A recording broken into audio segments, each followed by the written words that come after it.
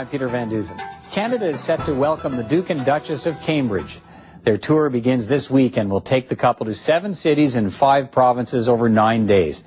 It will be the first foreign trip for Prince William and his new bride, Catherine Middleton, a first chance to see the royal couple on display away from home and on the job as the next generation of the monarchy.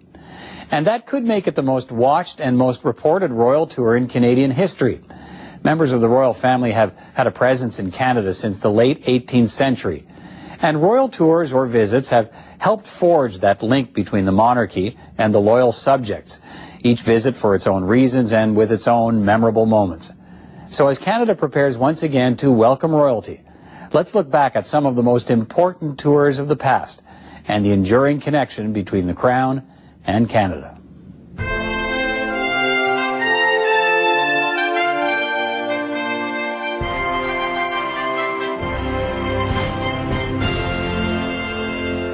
The advantage of royal tours, and the reason why we have them really, is because as a nonpartisan head of state, the monarch can celebrate the country in a way that no politician can. There's no ulterior motive. They're up there out of pure service to the state. If I use a sports analogy, the monarchy functions on a day-to-day basis, and that's like the regular season. When the member of the royal family is here for a tour or residence, it's like the playoffs. It kicks it up to a new level for everyone involved. For them, it shows the flag for the monarchy, and it keeps them relevant.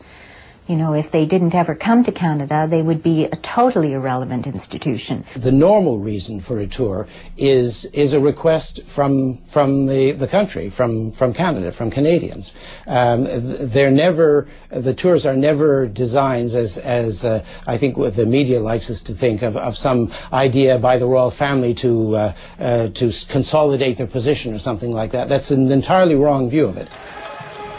Whatever the reason, members of the royal family have been visiting Canada for over 2 centuries.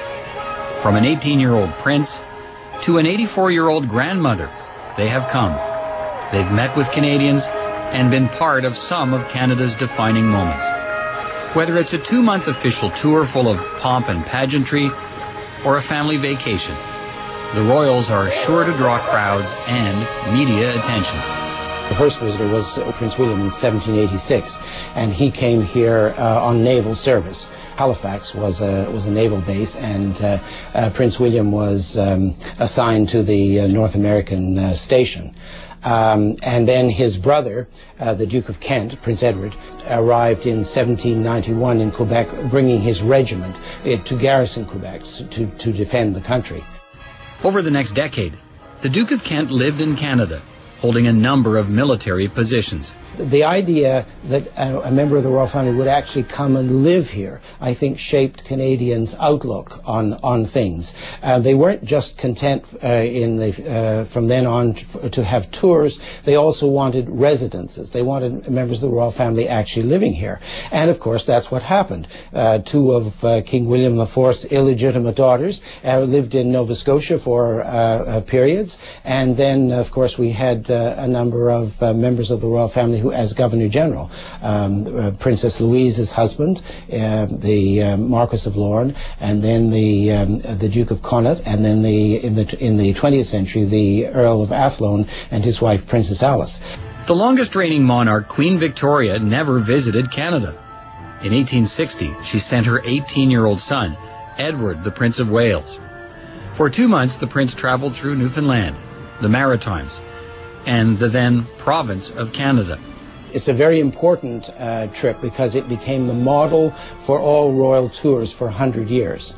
The last one of the model was the 1959 one of the present Queen. But it came about in a rather roundabout kind of way because the age of the railway had arrived in Canada, and the last link in a 2,000-mile range of railway tracks was the Victoria Bridge built across the St. Lawrence at Montreal.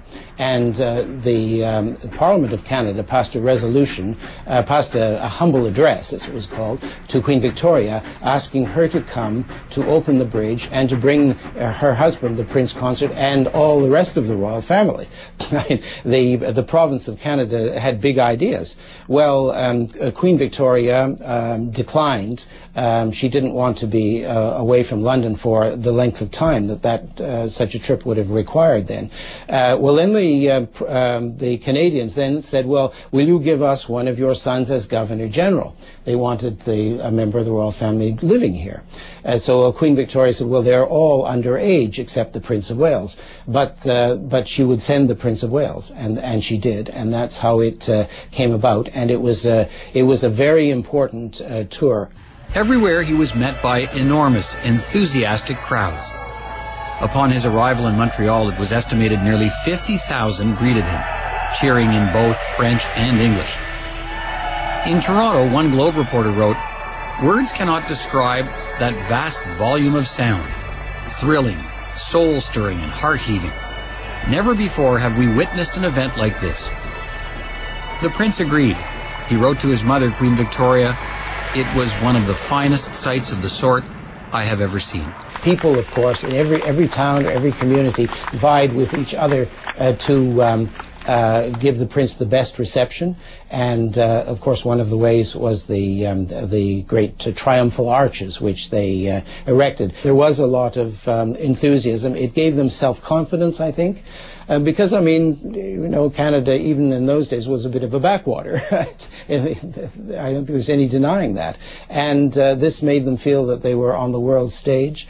It gave them a lot of confidence. Of course, the big influence on Canada in many ways is the United States. Well, the United States was breaking up at this point. It was about to go into a civil war.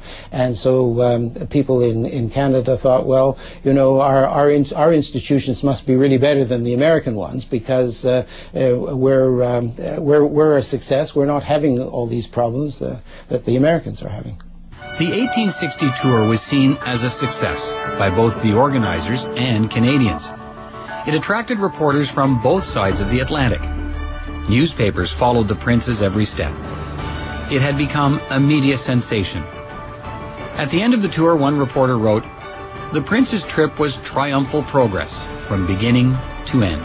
It was a success in that it achieved its purposes. The inauguration of the Victoria Bridge was a great event for Montreal, and the laying of the cornerstone of the Parliament buildings in Ottawa was in fact Ottawa's first ever important event. But it had long-term effects as well, the visit, because it prepared the way for Confederation by cutting through a lot of the sectional feelings and difficulties that there were, and made people in the Maritimes and in central Canada feel that they had a common future because they had a common loyalty to the sovereign.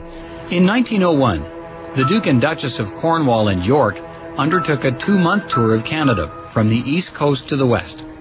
Queen Victoria had recently died, and the Duke's father, who had visited Canada as a young prince in 1860, was now the king. It was conducted in a period of mourning.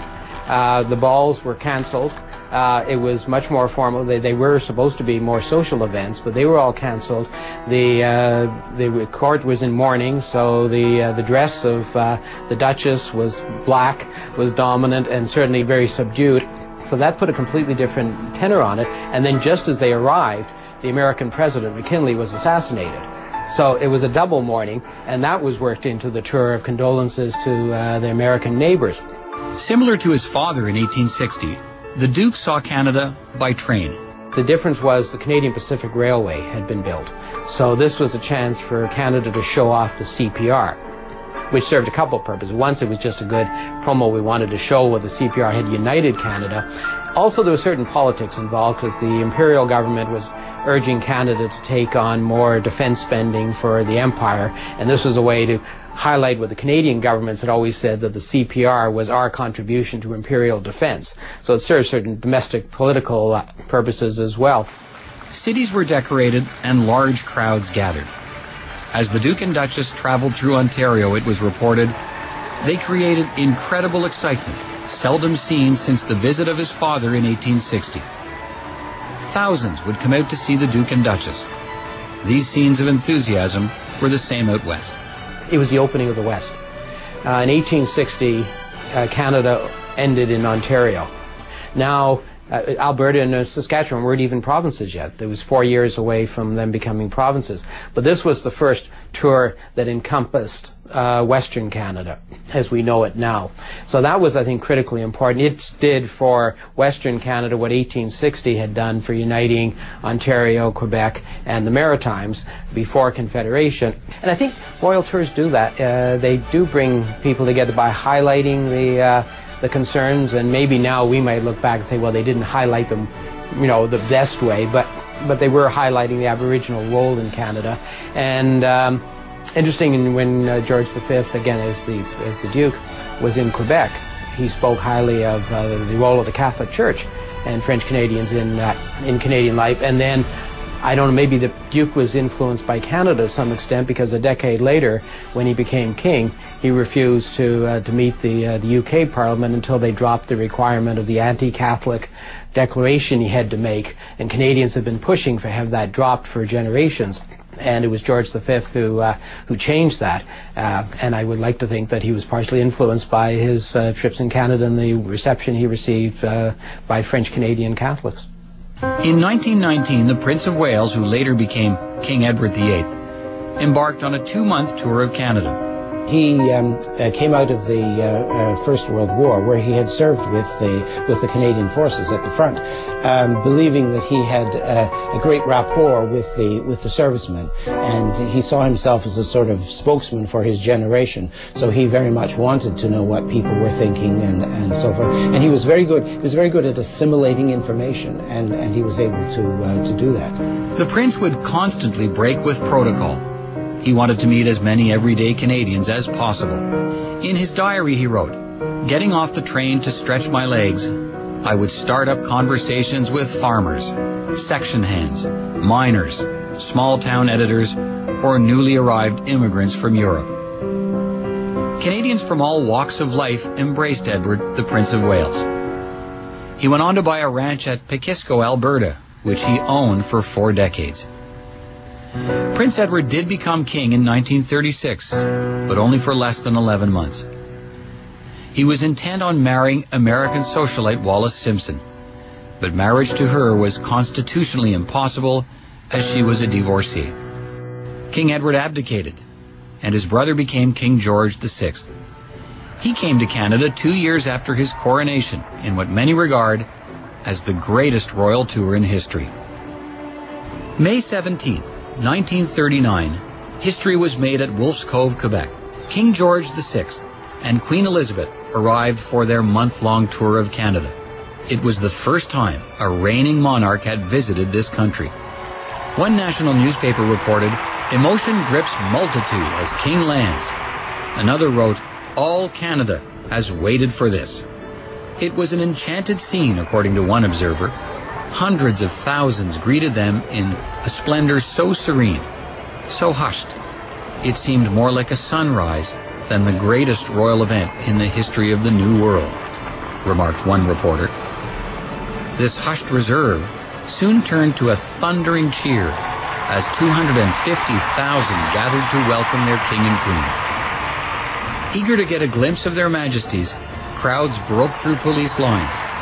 The applause was deafening. "It was a thunderous outpouring of affection," commented one journalist. Scenes like this were mirrored across Quebec. In Montreal, cheering filled the city for 4 continuous hours. People lined the streets for 24 miles. 50,000 school children rushed to one downtown stadium in the hopes they would see the royal couple. The king responded by saying he was moved by this display of loyalty. "Smiling rulers take Quebec by storm," read one headline. Even the organizers of the tour were surprised at the huge, enthusiastic crowds that greeted them. It was beyond their most optimistic expectations. This was a tour that had been meticulously planned for months.